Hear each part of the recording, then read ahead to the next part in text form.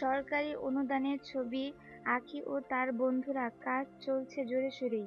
পরিচালক মোরশেদুল ইসলাম এরই মধ্যে শেষ করেছেন প্রথম পর্বের কাজ।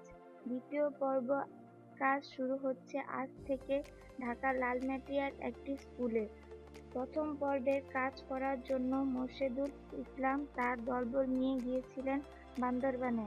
গত বছরের ২৬ ডিসেম্বর থেকে এ বছরের ৪ জানুয়ারি পর্যন্ত টানা শুটিং করেছেন সেখানকার নানা লোকেশনে। বেশ দারুণ এক পিকনিক পিকনিক পরিবেশের দৃশ্য ধারণের কাজ হয়েছে। জম্পেশ এক কাহিনী এটি। সেখানে কিডন্যাপ আছে, ডাকাতের আস্তানা আছে, শিশু-কিশোরদের সাহসিকতা আছে।